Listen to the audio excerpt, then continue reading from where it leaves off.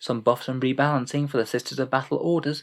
The Order of our Martyred Lady are now going to really like getting martyred, and the Ebon Chalice are going to love their sacred rites. Let's see what Games Workshop have shown us for the new Sisters Codex.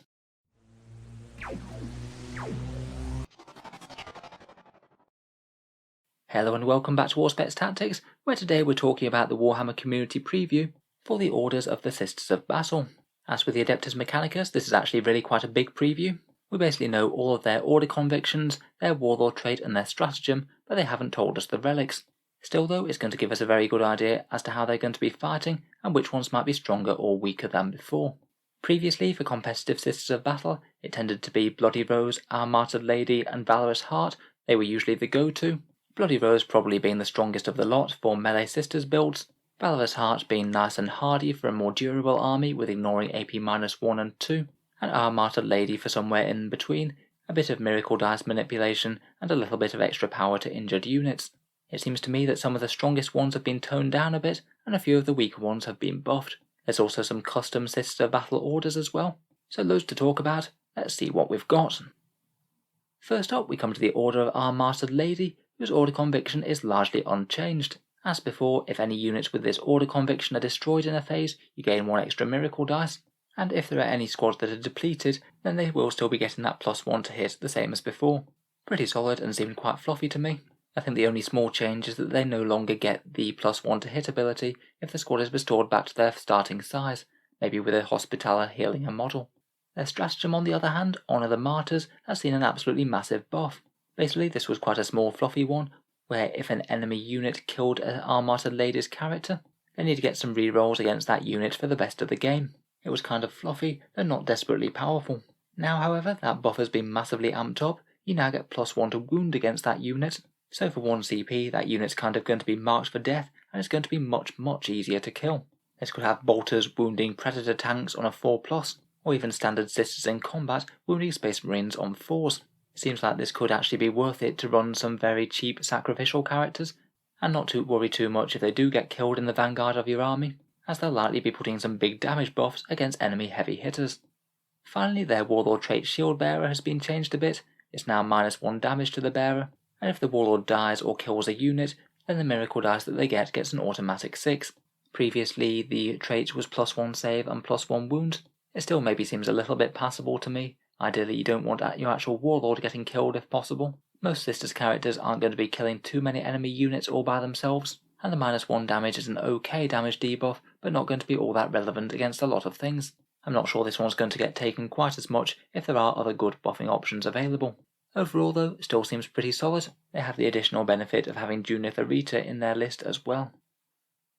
Next we have the Order of the Valorous Heart, and they have been nerfed just a little bit. Previously they'd count AP-1 attacks as being AP0, but now they get an additional benefit against AP-2 attacks as well, where they treat the AP as just being 1 worse, so things like crack missile launchers will count as having an AP of -1 against them. Pretty handy, though they have seen a bit of a shift around to their Feel No Pain type rule. They used to have a flat 6 up Feel No Pain, and that's now been replaced by a 5+ Feel No Pain against mortal wounds. I'd say that's a bit of a downgrade for me, as most of the damage that you take isn't going to be from mortal wounds, it's going to be from more conventional methods, and I'm not sure the buff to the AP ignoring mechanic is really going to outweigh the loss of army-wide Feel No Pain. I'm going to guess that AP stacking thing probably isn't going to stack with the Imagifier like it did before. It seemed like a bit of a crazy combo previously, and I suspect that Games Workshop might clamp down on combos like that when the new codexes are released. Overall, I'd say that they might have been toned down a little bit, though it's not really all that much of a nerf.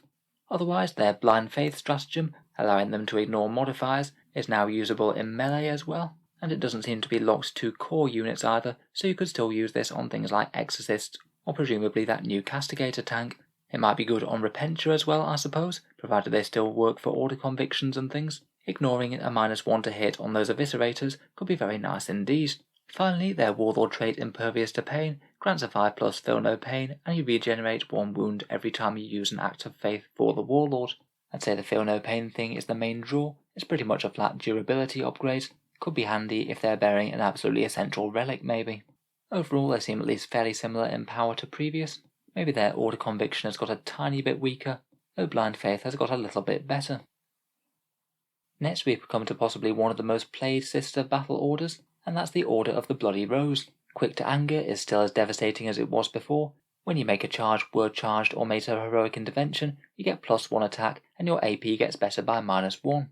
I'm glad that they chose not to tone that down. It still makes them outstanding melee sisters, and likely the army that you're going to want to play if you're going to be running lots of close combat units. With those new Paragon war suits and the Sacrosanct miniatures, it's hard to imagine that melee sisters are going to get any less viable. There has been a small change to their quick to anger thing, which means that their AP buff no longer works on pistols, which I suppose is a slight nerf to Bloody Rose Seraphim. Their stratagem Tear Them Down has been toned down a little bit though, unfortunately. This used to give you an excellent +1 to wound, but now it's been changed for 6s to hit auto wound the enemy. It's still not a bad melee buff, particularly as Sisters units tend to be at least fairly low strength across the board, so combined with the extra attacks and extra AP, this will still be a very powerful buff to melee units. Presuming Repentia can still use this, and they don't lose order convictions or anything like that, this could arguably be very similar in power to them, just because they get their innate rerolls to hit. Lots of presumptions there, but it still seems strong. Finally, their Warlord trait Blazing Ire is entirely unchanged, +1 attack and advance and charge. Stacking that, the order conviction, and some sort of relic power sword still seems like one of the best ways to build a very fighty Canoness. Overall, it seems that the Bloody Rose are still looking strong. It'll be interesting to see how these combine with the new units. Moving on, we come to the Ebon Chalice, the sisters who particularly love their flamers, and they've got quite an interesting development on their order conviction, and it makes them a lot more interesting to play in my opinion.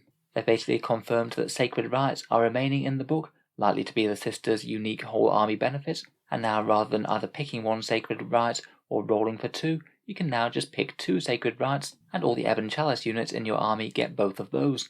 Before, this meant that you could actually stack some pretty decent melee buffs on sisters. Exploding 6s in melee and +1 to charge were both excellent benefits, and if both remain, then the Ebon Chalice could be very good in combat as well.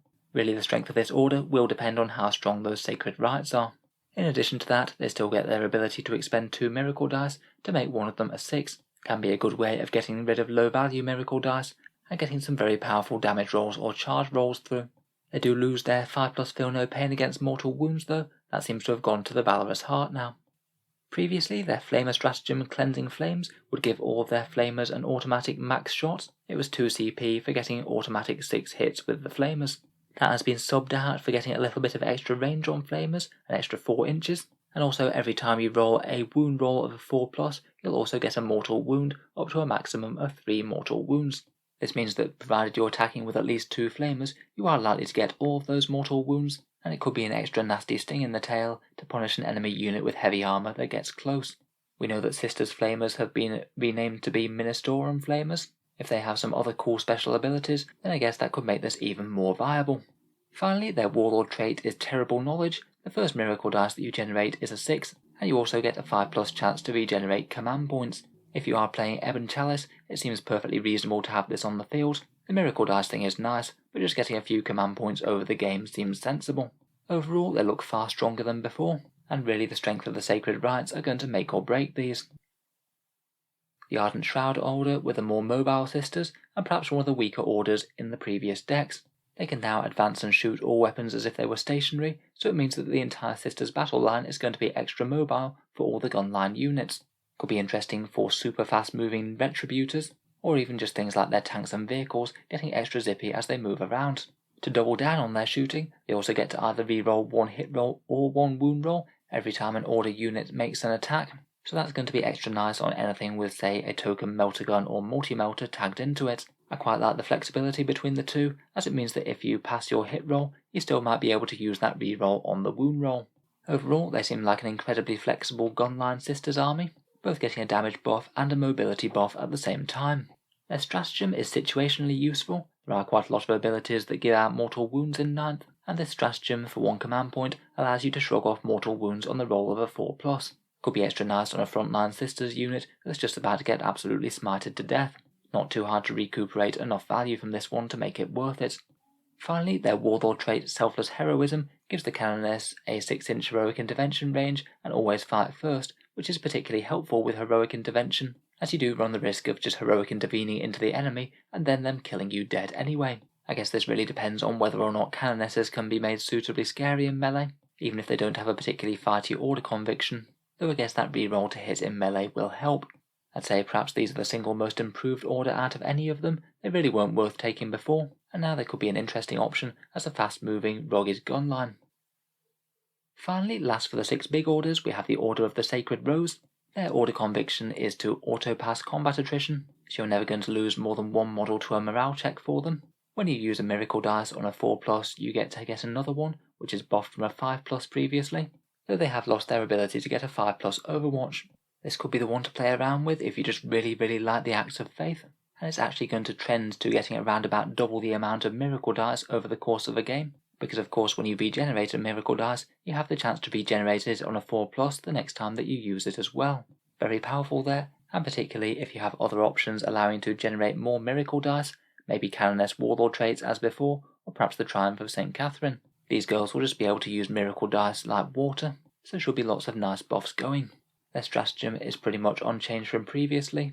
You pick one unit and in the shooting phase you get exploding 6s to hit, so every roll of a 6 generates one additional hit, though it does appear that you can't use this in Overwatch anymore for even more scary Overwatch fire. It's not a bad buff, you get an extra 25% increase on your damage, and again this doesn't appear to be locked to core as well, so it could be a nice way of getting a little bit more fire out of an Exorcist or Castigator. I will admit though it doesn't look absolutely stellar for the amount of damage you'll get out of one command point, perhaps a bit of a luxury use if you have CP going spare. Finally, their Warlord trait is Light of the Divine, allowing you to particularly focus using all of those extra miracle dice on your Warlord, where whenever your Warlord spends a miracle dice, it automatically becomes a 6, so certainly could have her hitting a lot harder, a lot more reliably. In addition, to help any Sisters Gunline units, you can fall back and shoot for core units within 6 inches of her. Could be handy to have on some big Sisters squads, if you've invested a lot in them and you want them to have some immunity to being tagged. Again, it certainly looks more appealing than before. I guess we'll have to wait and see for the new miracle dice mechanic to see exactly how strong that is. Finally, following the trend from the other codexes, we now have custom orders as well.